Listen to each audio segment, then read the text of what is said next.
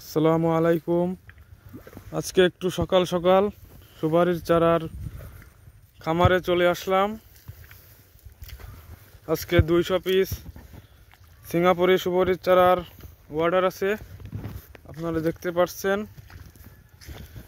খামারে যাওয়াটা একটু কষ্টকর, যেহেতু বৃষ্টির জন্য কাদা হয়ে গেছে।